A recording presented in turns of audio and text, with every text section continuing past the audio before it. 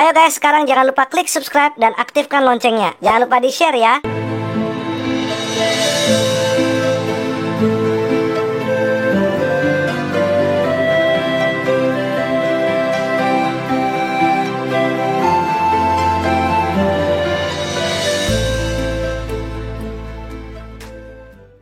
Assalamualaikum warahmatullahi wabarakatuh. Waalaikumsalam warahmatullahi wabarakatuh. Alhamdulillahi ala ni'matillah, la haula wa la quwwata illa billah. Wa asyhadu an la ilaha illallah wahdahu la syarikalah. Wa asyhadu anna sayyidana Muhammadan abduhu wa rasuluh. Allahumma shalli wa sallim wa barik wa karim ala sayyidina wa habibina wa syafi'ina wa qurrati a'yunina wa nuri qulubina Muhammadin sallallahu alaihi wasallam imamil adil ummah wa ala alihi wa sahbihi wa man tabi'a sabilahu wa hadiyah, amma ba'd. Hadirin yang berbahagia, alhamdulillah, tak henti-hentinya kita bersyukur kepada Allah Subhanahu wa taala atas segala limpahan rahmat dan karunia-Nya yang Allah berikan kepada kita, dengan harapan mudah-mudahan Allah menjadikan kita semuanya hamba-hambanya yang bersyukur kepadanya. Amin Allahumma Amin. Salawat dan salam mudah-mudahan dan selalu tercurahkan kepada junjungan baginda kita, Nabi kita, Nabi Agung Nabi Muhammad sallallahu alaihi wasallam. Hadirin yang berbahagia, alhamdulillah kembali kita bertemu pada pembahasan kali ini. Kita akan membahas sebuah perkataan yang dikatakan oleh seorang ulama yang bernama Sa'ad bin Ahbar radhiyallahu anhu, dan beliau termasuk salah satu ulama Yahudi yang mana masuk Islam pada zaman Sayyidina Umar bin Khattab radhiyallahu anhu. Daripada perkataan beliau yang berbunyi adalah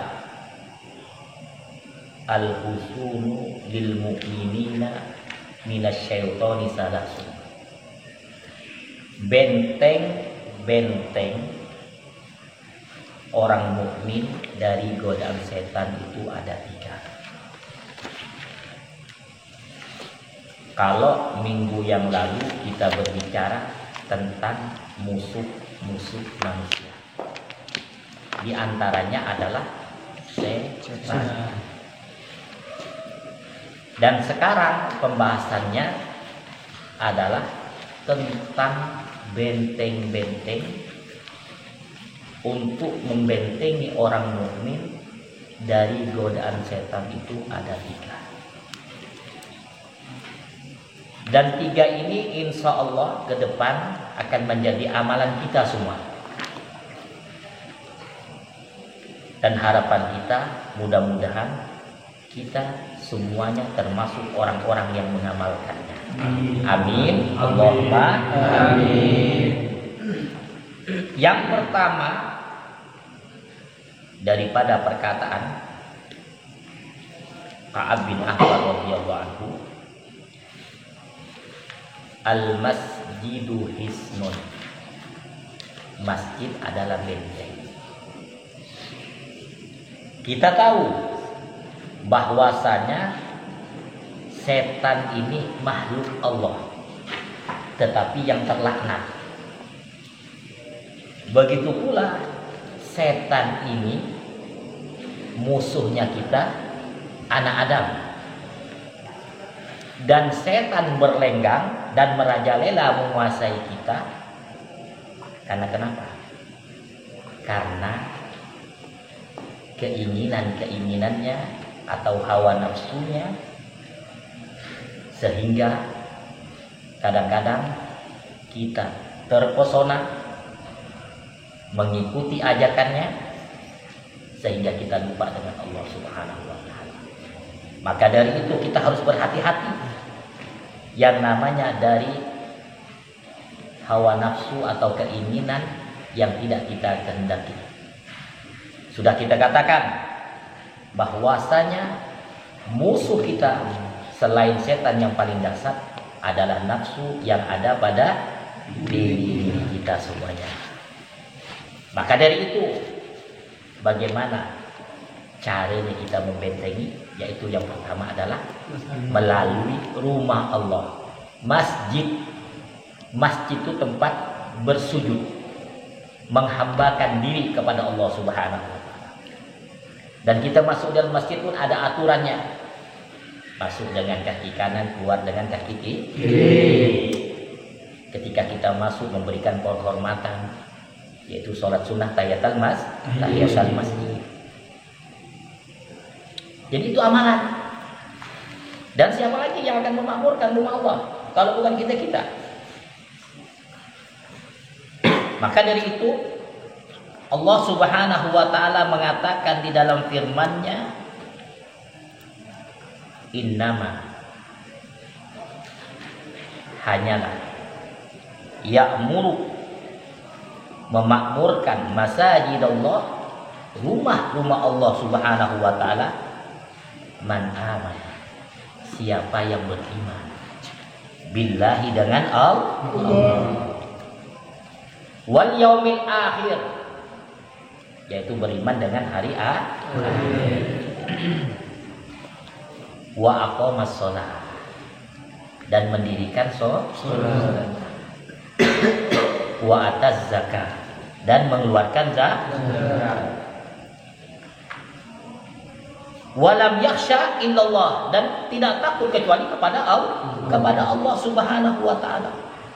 Fa'asa, maka barangkali, ulaika, mereka tersebut, ayyakunu, menjadi minal muhtadin, orang-orang yang mendapat petunjuk. Jadi di rumah Allah itu kita makmurkan dengan apa? Sholat jamaahnya.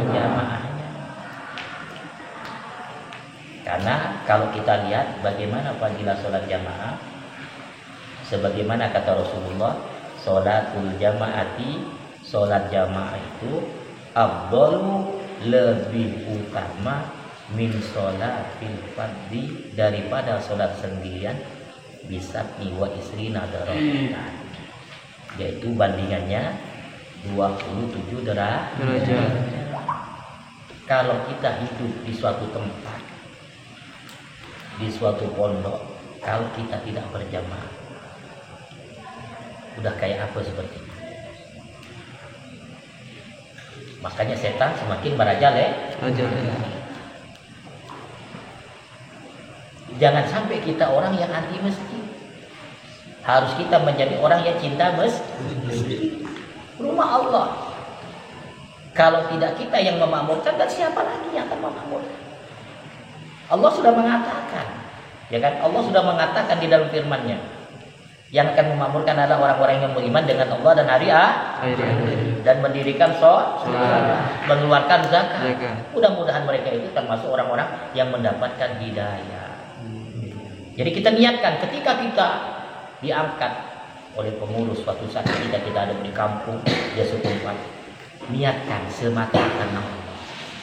Jangan kita berniat yang lain-lain. Kita niatkan sesungguhnya sebagaimana kata Rasulullah, innamal a'malu binniyat, segala perbuatan harus dengan niat. Kita semata kita niatkan dengan karena Allah Subhanahu wa taala. Coba kita lihat bagaimana Imam Haddad, namanya Imam Abdullah bin Alwi Al-Haddad Syaibullah. Beliau punya masjid di Tarim yang terbesar, itu namanya Masjid Al-Fatah, namanya Kemenangan. Tempatnya di Al-Hawi, yaitu di Tarim. Beliau ini setiap harinya kalau mengajar di masjid yang lain, di masjidnya beliau kembali ke rumahnya di Ahawi. Beliau tidak lepas setiap harinya melakukan sholat sunnah 200 rakaat.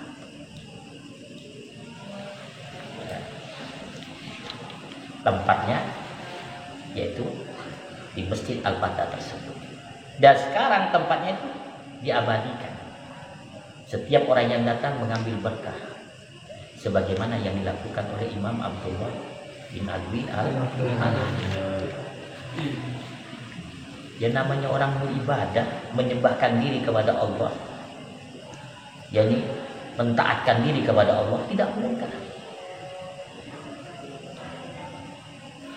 Dengan kita berusaha bagaimana kita menjadi orang-orang yang dekat kepada Allah, Subhanahu. Maka dengan rumah Allah yang ada, kadang-kadang kalau kita lihat masjid dimakmurkan, masjid dibaguskan, tetapi di dalam pemakmurannya kadang-kadang jamaahnya tak adil. Dan kadang-kadang yang maaf ya kan, kadang-kadang sebab ada pengurus baru, pengurus lama, kadang-kadang clash antara pengurus ya, sikut sana sikut sini, sehingga ya kan, sehingga kadang-kadang tidak diinginkan yang tidak diinginkan. Makanya kalau kita niatkan ketika kita diangkat menjadi seorang pengurus atau menjadi ketua daripada masjid, kita niatkan semata karena Allah. Kalau sampai kita niat karena lain, karena pamit, ingin dilihat kerja kita, ingin dilihat ini begitu, itu berarti kita ingin dipuji orang lain. Ilmu setan mulai masuk. Kita kan sekarang berlindung, ya kan? Kita ingin berlindung jauh dari godaan setan. Bagaimana cara membentengnya? Itulah dengan melalui rumah Allah. Jadi rumah Allah itu kita jadikan tempat mendekatkan diri kepada Allah. Tempat kita menimba ilmu di dalamnya. Sebagaimana Masjid Nabawi, yaitu masjidnya Rasulullah SAW. Para sahabat waktu menimba ilmu di rumah Allah Subhanahu wa Ta'ala, yaitu di Masjid Nabawi. Tentunya di dalamnya kita harus pakai adab, tata cara, ya kan? Adab bagaimana kita berada di rumah Allah, berada di masjidnya Allah Subhanahu wa Ta'ala. Maka dari itu di dalam firman Allah Subhanahu wa Ta'ala yang lain menyatakan, wa man yu'azzim, siapa orang yang mengagungkan sa'airullah, siar-siar Allah, fa innaha, maka sesungguhnya min taqwal qulub, termasuk dari yang bertakwa hatinya kepada Allah. Karena melalui masjid kan siar. Jadi termasuk yang bertakwa kepada Allah. Kita tahu, ya kan? Kita tahu apa sih takwa itu sebenarnya? Takwa sudah jelas. Sebagaimana ulama mengatakan intisalu awamirillah wajtinabu nawahi. Melaksanakan perintah Allah dan menjauhi larangan Allah. Imam Ali mengatakan takwa itu yang pertama al-khaufu bil jalil, takut kepada Allah. Di mana saja kita berada, di tempat manapun kita berada, takut kepada Allah. Apa yang kita lakukan, Allah melihat. Ya kan? Itu takwa. Menurut Imam Ali yang pertama, al-khaufu bil jalil.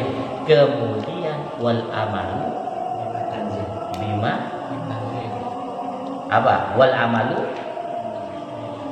dan mengamalkan dengan apa yang diturunkan, yaitu Al-Quran dan hadis Nabi SAW. Kemudian yang ketiga waridha bil qalil, menerima apa adanya. Dan yang keempat wal istidad li yaumil rahim, bersiap-siap untuk hari kematian. Itu takwa. Mudah-mudahan Allah menjadikan kita surga minal muttaqina, orang-orang yang bertakwa kepada Allah Subhanahu wa Ta'ala. Amin ya rabbal alamin. Itu yang pertama, yaitu benteng kita dari godaan setan. Adapun yang kedua, benteng yang kedua adalah zikrullah hisnun. Zikir menyebut Allah adalah benteng. Jadi menyebut Allah, memperbanyak lisannya kita bahasakan menyebut Allah adalah benteng. Jadi kalau orang-orang yang anti zikir tuh beda. Kalau kita orang-orang yang anti zikir, tidak ada anti dengan zikir. Tentunya kita cinta dengan zikir. Karena sebagaimana Allah nyatakan di dalam firman-Nya, ala bi zikrillah tatmainnul qulub. Jadi ingatlah, dengan menyebut Allah hati itu tenang. Tidak ada orang menyebut Allah itu hati tidak tenang. Menyebut Allah ya kan. Dengan apa caranya? Kan Nabi sudah saya katakan, yang paling bagus, yang paling indah, sebagaimana Nabi nyatakan di dalam hadisnya, ahabbul kalam ilallah arba'un. Kalimat yang sangat dicintai ya kan, oleh Allah itu ada 4. Subhanallah, walhamdulillah, wala ilaha illallah, wallahu akbar. Sudah diamalkan apa belum? Sudah. Kalau sudah, alhamdulillah. Kalau belum, kita tambah semangatkan. Orang-orang dulu, orang-orang tua kita dulu, atau orang yang lebih mendahului kita, mereka itu selalu mengajarkan ke anak-anak mereka, jangan lupa ya, banyaklah kamu menyebut Allah Subhanahu wa ta'ala. Jadi menyebut Allah itu terserah, ya kan? Dari zikir yang saya bacakan hadis tersebut, mana yang kamu memulai? Lanjutannya, la yadurruka bi ayyihinna badata. Tidak membahayakan kamu mana yang mau kamu mulai. Kalau biasa-biasanya kan subhanallah walhamdulillah wala ilaha illallah wallahu akbar wala haula wala quwwata illa billahil aliyyil azim. Subhanallah walhamdulillah wala ilaha illallah wallahu akbar wala haula wala quwwata illa billahil aliyyil azim. Subhanallah walhamdulillah wala ilaha illallah wallahu akbar wala haula wala quwwata illa billahil aliyyil azim. Subhanallah walhamdulillah wala ilaha illallah wallahu akbar wala haula wala quwwata illa billahil aliyyil azim. Indah, enak kita baca sama-sama. Jadi biasakanlah kita banyak menyebut Allah Subhanahu wa ta'ala. Karena kenapa? Sebagaimana dikatakan oleh Sayyidina Mu'adz bin Jabal radhiyallahu anhu, ma syai'a anja min azabillah min dzikrillah. Tidak ada sesuatu yang menyelamatkan bagi seorang hamba dari azab Allah kecuali kita banyak menyebut Allah Subhanahu. Jadi biasakan lisan kita ini banyak menyebut Allah Subhanahu wa ta'ala. Di dalam hadis lain Nabi mengatakan sabaqul mufarridun, telah berlalu al-mufarridun. Qalu, mereka bertanya para sahabat kepada Rasulullah, wa mal mufarridun ya Rasulullah? Apa yang dimaksud dengan mufarridun ya Rasulullah? Qala, Nabi berkata, Nabi bersabda, az-zakirunallah katsira waz-zakirat. Yang dimaksudkan dengan mufarridun adalah orang-orang laki-laki yang menyebut Allah dengan banyak dan perempuan menyebut Allah dengan banyak. Inilah yang dimaksudkan oleh Nabi sabaqal mufarridun. Mudah-mudahan kita termasuk golongan orang laki-laki yang banyak menyebut Allah Subhanahu wa ta'ala. Jadi apa yang kita lakukan dengan kita banyak menyebut Allah Subhanahu wa taala, semakin tenang hati kita, tidak semakin kotor. Dan setan pun mau menggoda kita, mau mengganggu kita, mulai dia takut. Kalau kita jauh dari zikir, jauh dari rumah Allah, setan makin maju. Jadi setan bentuknya macam-macam nanti. Bentuknya bentuk manusia tapi bergaya mau mengambil atau merampas, mendolimi orang lain, atau menyakiti orang lain, mengambil hak orang lain yang bukan miliknya. Bentuknya. Perbuatan-perbuatan mereka nih, perbuatan setan. Suka mendolimi orang lain, mengambil hak orang lain, perbuatannya setan. Apalagi kita berada di suatu tempat, kita harus menjaga dari hal-hal yang tidak kita inginkan dan tidak diinginkan oleh Allah dan Rasul-Nya. Maka dari itu, kalau kita lihat orang-orang yang anti zikir, sebagaimana Allah menyatakan di dalam firman-Nya, wa man ya'su an dzikir rahman. Siapa orang yang berpaling dari mengingat, ya kan, ajaran Rahman, Allah yang Maha Kasih Sayang, nuqayyid lahu. Kata Allah, kami biarkan baginya setan, saytanan bahwa lahu qarin. Jadi kata Allah, kami biarkan setan yang menyesatkan baginya, dan setanlah yang akan menjadi teman sejati bagi orang yang anti zikir. Kan sering saya ceritakan bagaimana zikirnya Al-Imam Abdullah bin Thahir, ya kan, dari mulai la ilaha illallah, Allah Allah, ya kan, amalan-amalan beliau.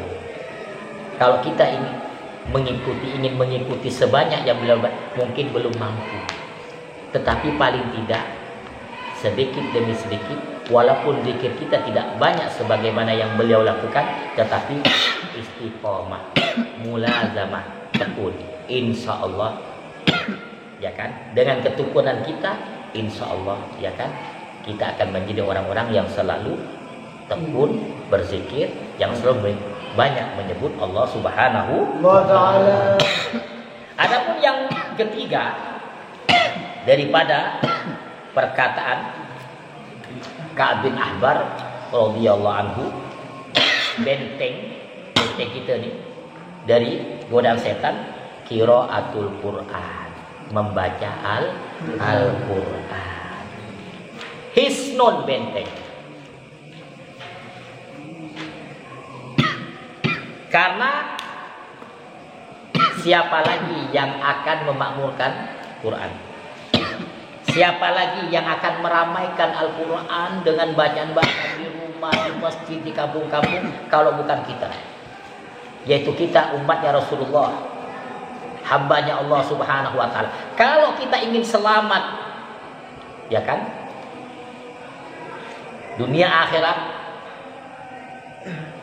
dan kita ingin selamat dari hal-hal yang tidak kita hendaki, sebagaimana di dalam hadis dinyatakan, man ja'alal Qur'an amamahu qadahu ila jannah. Siapa orang yang menjadikan Quran sebagai pedoman hidup, dia akan digiring ke arah surga.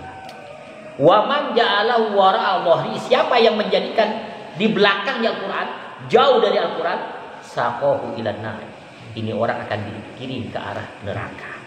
Sekarang tinggal pilih, mau arah surga atau arah neraka? Surga. Jadi kalau arah surga, banyak-banyaklah kita baca Al-Quran. Karena Al-Quran ini adalah pusaka yang ditinggalkan oleh Nabi, sebagaimana di dalam hadisnya, taraktu fikum amroini, aku tinggalkan kepada kamu dua perkara, lan tadillu ma tamassaktum bihima, tidak akan sesat apabila kamu berpegang teguh kepada keduanya. Yang pertama adalah kitab Allah Al-Quran, yang kedua adalah sunnah Nabi Muhammad SAW. Ini kata Rasulullah SAW. Coba kalau kita lihat bagaimana sejarah-sejarah menceritakan, ya kan, seorang yang ahli Al-Quran, ya kan, orang yang banyak baca Al-Quran, seperti diceritakan seorang perempuan yang bernama Rabi'atul Adawiyah, seorang ahli sufiah, waliullah ya kan, waliyah, seorang wali perempuan. Beliau sebelum meninggal, beliau buat kuburan. Di kuburan itu beliau hatamkan kurang lebih 6.000 kali. Masya Allah ya. Kira-kira ada tak kita yang sudah hatam 6.000? Tapi alhamdulillah Ustaz, setiap 1 tahun 1 kali, alhamdulillah. Kalau enggak sama sekali, na'udzubillah. Kan orang santri kok enggak hatam kan malu pada diri sendiri. Jangan kita disibukkan dari hal-hal yang lain. Kita dulu, apalagi kalau dalam bulan Ramadan yang dikenal dengan Syahrul Quran, ayo kita dulu semangat. Bagaimana perjuangan Nabi ketika menerima wahyu yang pertama di Jabal Nur, ya kan? Gua Hira. Perjuangannya bagaimana Rasulullah? Tingginya berapa ke atas? Berapa meter ke atas? Bagaimana zaman dulu? Beda dengan sekarang. Coba bagaimana perjuangan Nabi kita Muhammad SAW?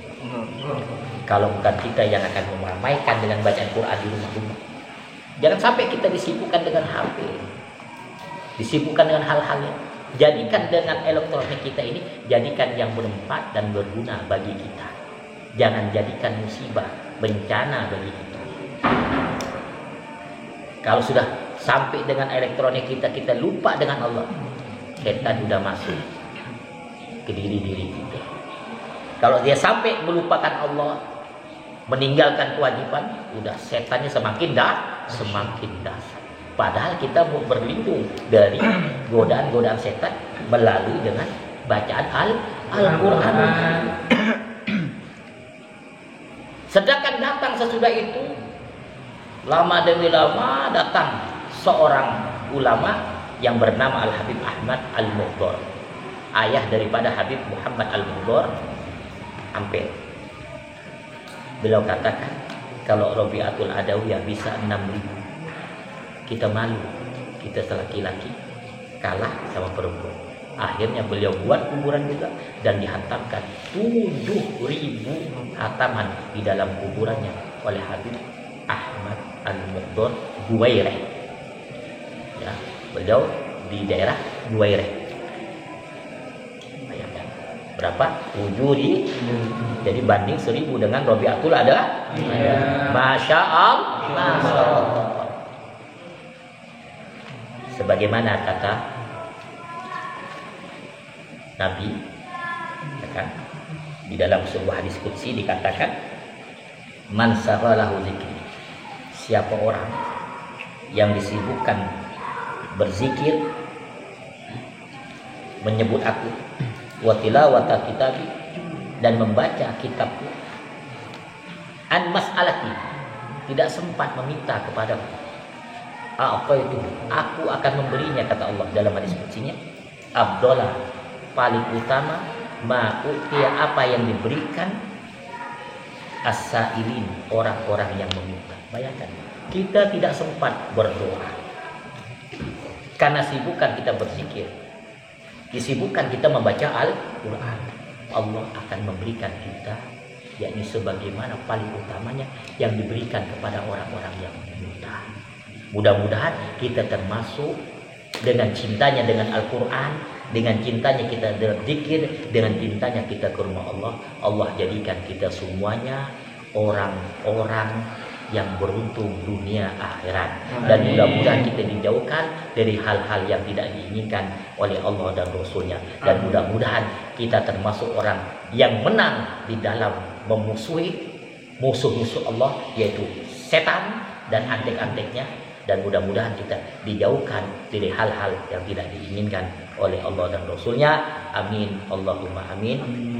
Mudah-mudahan apa yang saya sampaikan bermanfaat khususnya pada diri saya dan umumnya pada hadirin semuanya.